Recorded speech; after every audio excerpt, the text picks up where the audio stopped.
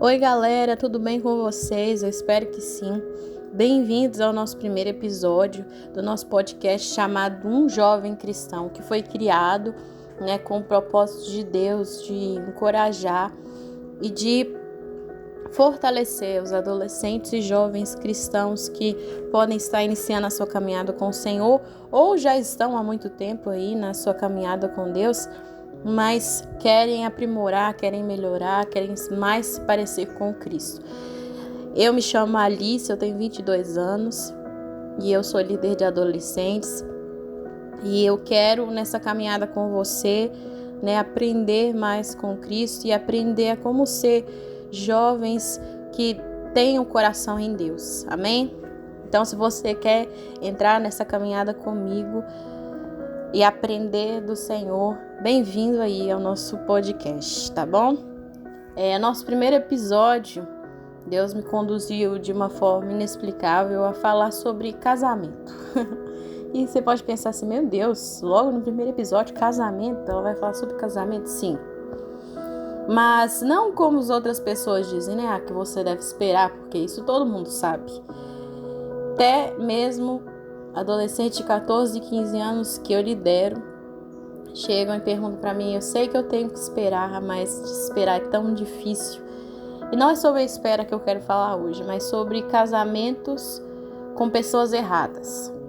E para falar disso, eu queria ler um texto que está lá em Neemias 13, a partir do 25. Eu não vou ler o 25 inteiro. Eu vou começar com o verso que diz: não consintam mais em dar as suas filhas em casamento aos filhos deles, nem haja casamento das filhas deles com seus filhos ou com vocês. No verso 26 diz: não foi por causa de casamentos como esses que Salomão, rei de Israel, pecou. Entre as muitas nações não havia rei algum como ele. Ele era amado por seu Deus, e Deus o fez rei sobre todo Israel, mas até mesmo ele foi induzido ao pecado por mulheres estrangeiras. Como podemos tolerar o que ouvimos e como podem vocês cometerem essa terrível maldade e serem infiéis ao nosso Deus, casando-se com mulheres estrangeiras?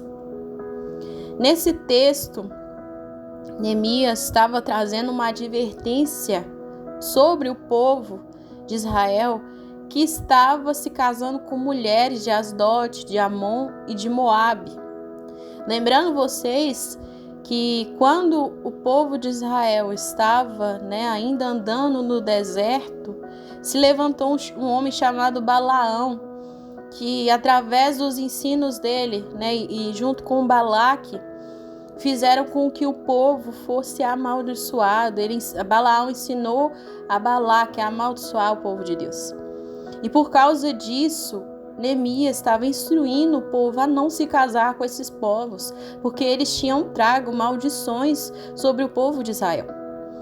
E mais para frente ele diz sobre o rei Salomão, que era um homem que Deus tinha escolhido, que Deus tinha constituído rei, mas porque se casou com mulheres estrangeiras, ele pecou contra o Senhor. E junto disso, Deus me conduziu a também um livro na qual eu estou lendo como devocional, que chama A Carta de um Diabo ao Seu Aprendiz. E na carta de número 20, o diabo tio ensina ao seu sobrinho, também um diabo, que ele tem que mudar as estratégias em relação à sexualidade do seu paciente, O cristão ali é considerado como um paciente, como uma pessoa que deve ser conduzida ao lado para Satanás. E a estratégia do tio é que o sobrinho ensinasse ao paciente que ele deveria se casar.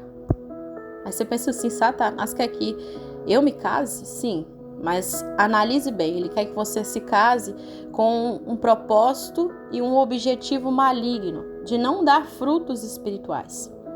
E eu queria trazer até um trecho dessa carta que diz: seu objetivo é guiar cada sexo para longe daqueles membros do sexo oposto com quem ele mais provavelmente contrairia matrimônios úteis espiritualmente, felizes e férteis.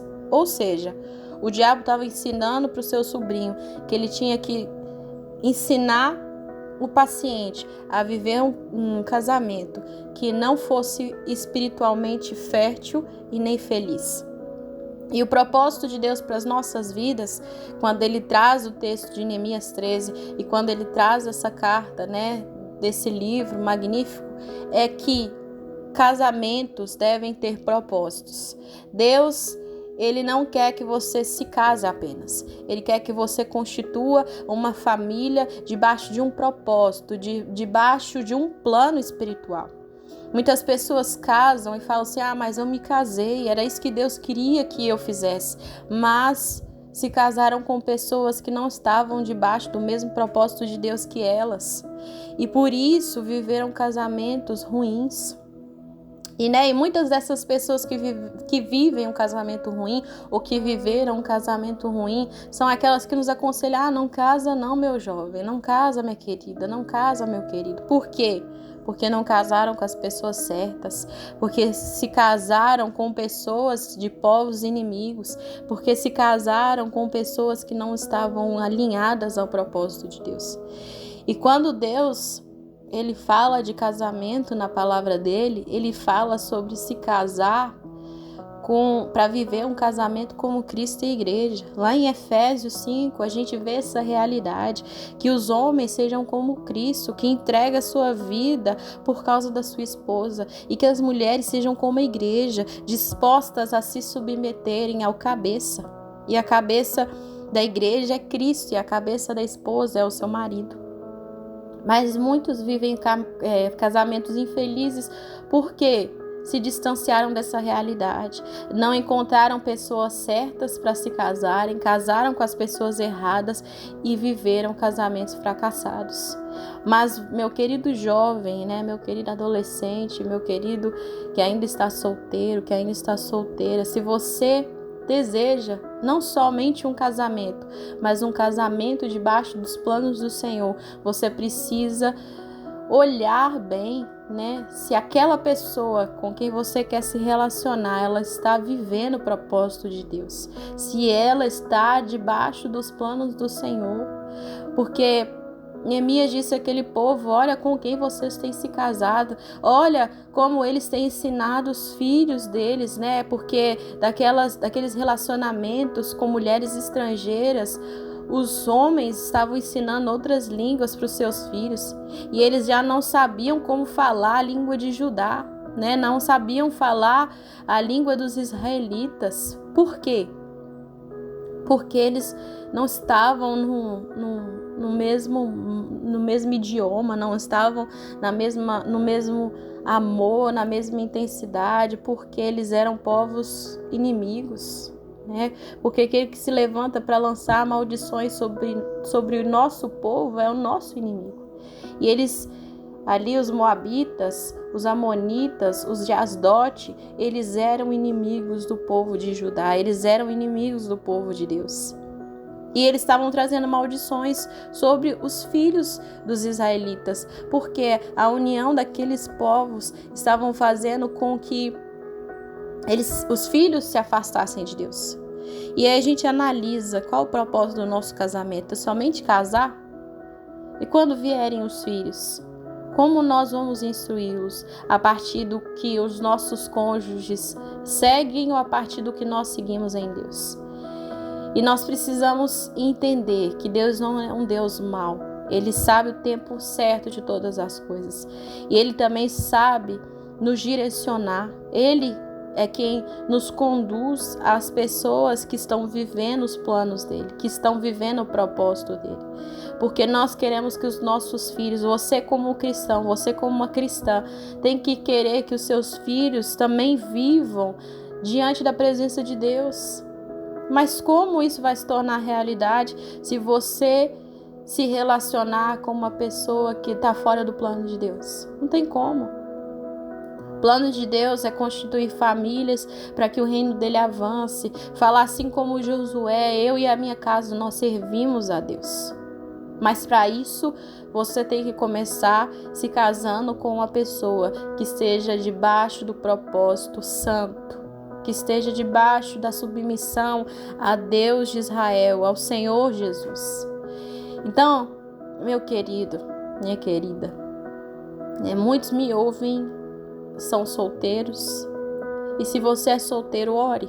Peça que Deus conduza você à pessoa que está alinhada aos planos e propósitos de Deus. E você que já casou, mas não se atentou a isso, né? Porque muitos já tinham se casado com mulheres de Moabe, já tinham casado com as mulheres de Amon, já tinham casado com as mulheres de Asdote.